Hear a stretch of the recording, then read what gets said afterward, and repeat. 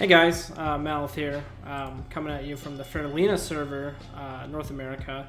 I'm going to kind of show you how to farm Marden as a Warlock and how to sell rings, or the loots available here for Shamans, for Tinker, for example.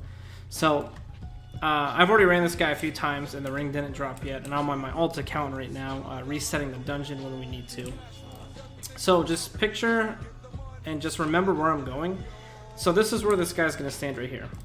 The ring buyer. He's going to stand right up to this wall, just staring at the wall like a dunce.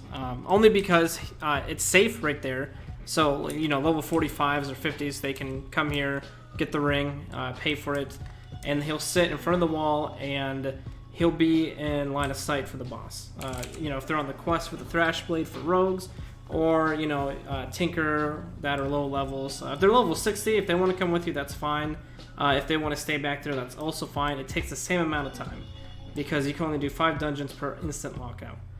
So just follow where I'm going here. We're going to be going to Princess first, and then I will take you to Tinker, and then I'll kind of show you how to deal with, you know, Princess and Tinker, where to kill them, and what kind of loot that they drop that you can't sell.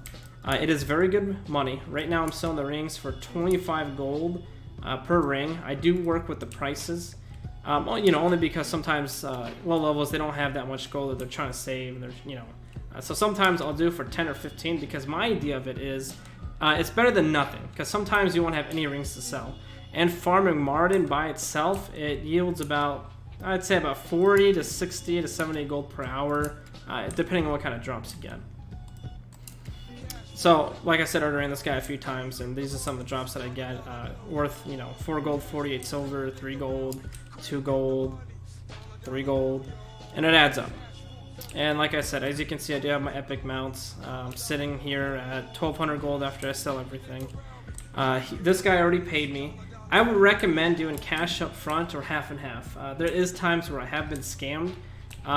You know, I don't know who would scam someone for 20 gold, but, you know, people do it. So just be kind of worried about that. So just make sure, just follow where I'm going here. Don't be scared about pulling mobs if you're level 60. You can get away with some crazy stuff. And as a Warlock, I'll show you my talents here.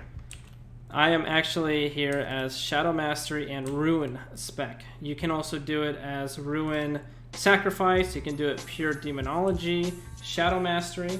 There is a lot of different builds that you can do. I know Hunters and Druids can do this as well, but I don't play Hunter or Druid, so I don't know how it works. But for Warlock, I'd say it's a little bit tougher, and I'd recommend getting the minor speed increased boots. You won't outrun the boss, but you can trick the boss, and I'll show you what I mean by that. So we'll sit here, drink up a little bit, get everything going. But, you know, don't be discouraged. This isn't, you know, you're not going to sit there and make, you know, 3,000 gold in one day. Not going to happen at all. Not going to happen. It does take time. And the ring, I'll show you the ring. So they say the ring is a 22.71% drop rate. On Wowhead, they say it's about 23, 24. My ass, it's 22. I say it's about 10%. There's been times where they get the ring in 5 minutes, or the longest I've had was 4.5 hours.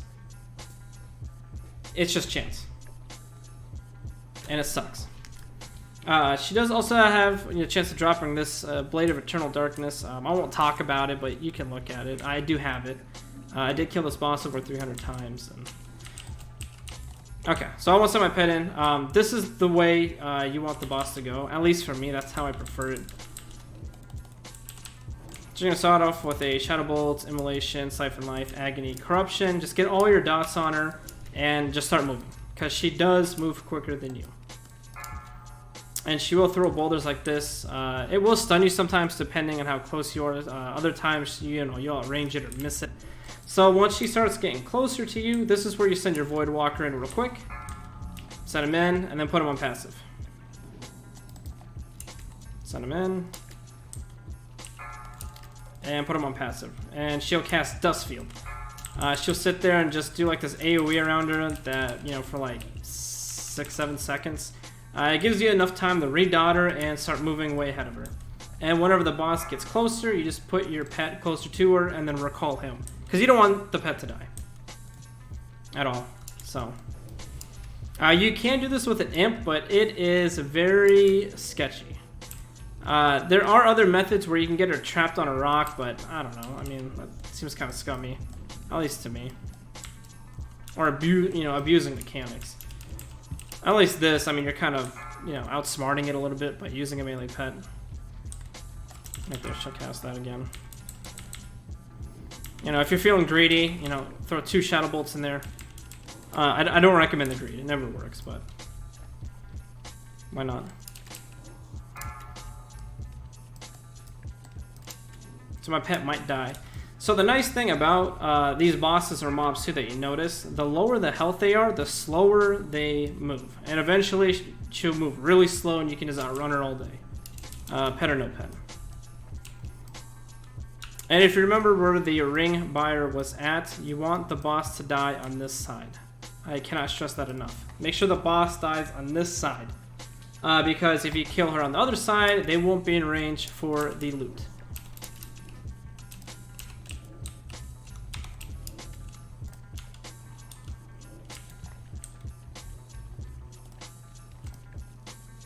Then drop it. That's how it goes sometimes. And most of the time you can master loot it. People will pass on it because, that's just what they do. And here, after you kill the boss, I recommend putting your pet on passive. Or stay, actually. I'm sorry, don't have them follow you.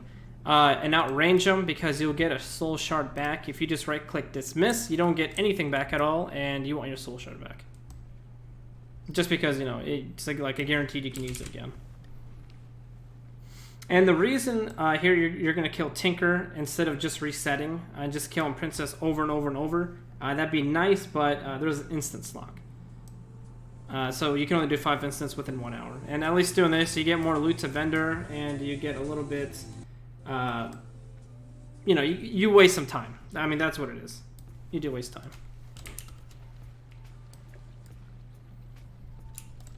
And when you go this way, it's slower. Like I said, you have to make up that time. I'll go ahead and time the next run so you can see it as well.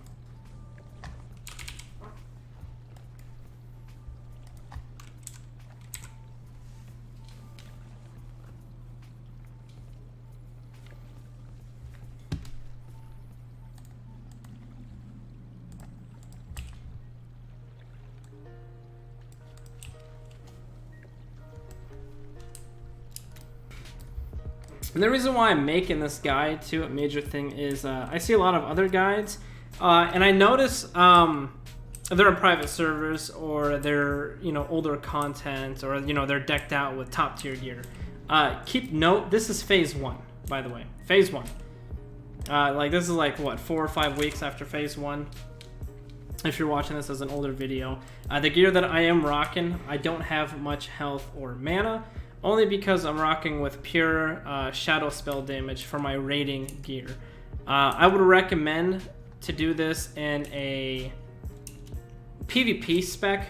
If you have the PvP gear like Dread Mist or the one that gives like the resistance and extra health, armor, stuff like that. I would recommend that. But it doesn't matter as long as you're careful and know what you're doing. You can just rock with anything as a warlock. That's what's nice about it. Warlocks are very flexible that you can sell this. I do sell the ring for 25 gold. Like I said, work with prices. You do have people that ask you how much would it cost, for a rogue, for Thrashblade. How much would it cost to kill the boss one time? I do 5 gold. That seems fair. I mean, they're coming in real quick. You can just go from there. I would recommend too. Well, not recommend, you're going to have it, a scepter, to be able to get in here. The quest isn't hard. I was level 60 when I did it, and I ran with a bunch of like level 45s. That was on the quest as well. So here we're at Goblin. Just make sure you're kind of healthy mana. You can brute force this guy. It is more difficult to brute force it to me. I prefer to dot him up, maybe throw a few Shadow Bolts, drain life, and kite him around a little bit. He's very easy, so, I mean, I'll show you what I mean.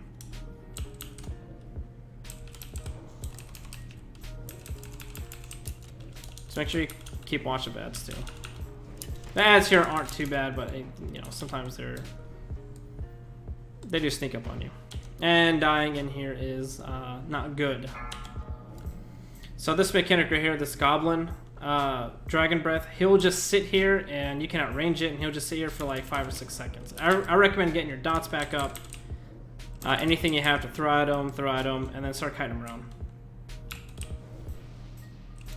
The boss doesn't do that much damage, but what does a lot of damage to you is life tapping. Life tapping does drain you pretty quickly, because your spells cost a lot of mana. Then jump back down here.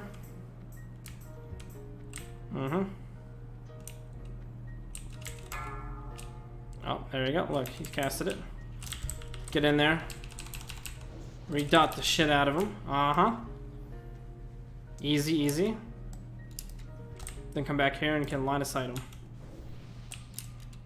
Sometimes it's not as easy as it looks. And get used to you being low health. You'll just get used to it.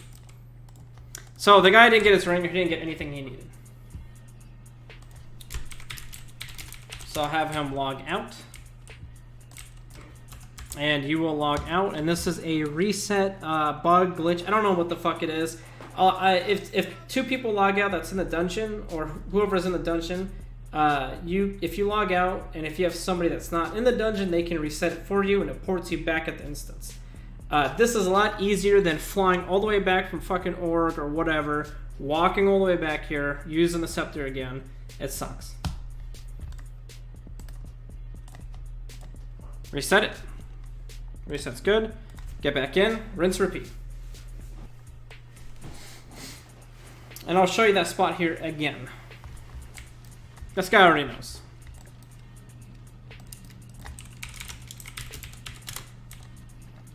And as you can tell, I'm doing this live. Because I'd rather do it and show you, you know, how to sell the rings properly. Because you can't really find anything on the forums about this, where they can range it like this. And it's a safe method, like I said, level 45s, 50s, 60s, that one AFK, it's fine. If you want to have level 60s to help you out, again, it's the same amount of time. And you don't really need their help. Now, if you want to cash in, and if they're geared, have them help you kill Rock Grip. More money. So. And I can't stress this enough again. You know, you're not going to make 3,000 gold in one day unless you happen to get buyers lined up and they're dropping one after another the ring. Sometimes the ring doesn't even drop at all. It takes a while. You know, it is what it is. So just make sure you're cautious about that. If you don't think you can run somebody for 3 hours randomly, because there is a chance it does not drop at all. It's RNG. It happens. Just be ready for that. But if you're in it for the long haul like me, and dedicated to it, yeah, oh yeah, this is great. And it's even fun. Like, it sucks at first, but you do it so much, you become the Marden. Remember that. You're not running the instance, you are the instance.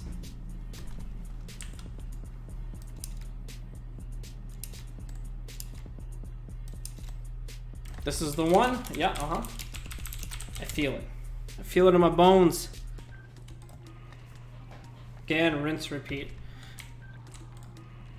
I do have this as well. If you have anything like this, it's offhand or anything that summons additional, you know, units or pets or whatever, special trinkets like the Barov bell. This that summons a skeleton. It can also trick the boss into doing her AoE. As a backup, I would also recommend like Nifty Stopwatch if you for sure don't want to die and outrange her, because there are times where she does not even cast anything. She will just gun it for you non-stop. She won't throw boulders, she won't drop it like it's hot, nothing. She'll just run straight to you, and it sucks. And I have died to it a few times, and to me, it just feels embarrassing to die in front of the buyer. You know, how are you gonna sell something you died to? You know, you can't.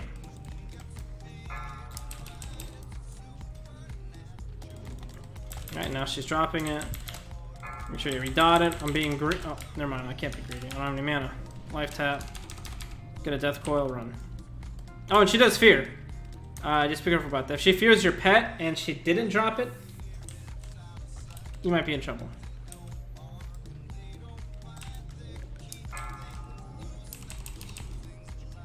Oof.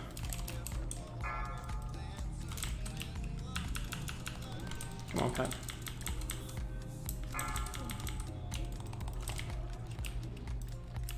Good thing I got my robes to heal my pet with.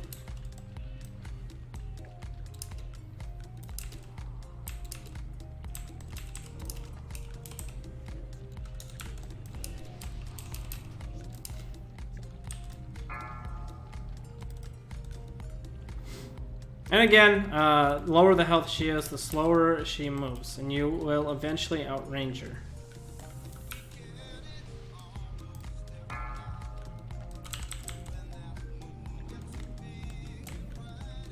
But once you have like actual really good raiding gear and PvP gear for like a lot of health and intel, like a big mana pool, big health pool, you won't be this weak. Well, not really weak. 'Cause I do hit very hard to me. It's just, you know, you do this so much, you just know. Didn't drop. That is some bad luck. But, yeah, just keep doing that. The guy's in range, as you can see. He's passing on the stuff. Or he's greeting it. And that's it. I mean, if you have any questions, just, you know, put it in the comments and I'll try to answer it. If you want to know anything else, ask me in-game. My character name is Malith, M-A-L-I-T-H. And I do multiple things in Arden. I help people with Scepter Quest. I help people just questing here in general. If they need a full clear, that is something that I can help with as well for money. All right. So yeah, just you know, hit me with a like, subscribe. Just explain anything in the comments, and I'll try to answer it best you can. Any questions, answer me in game. And thank you for watching, guys. Bye.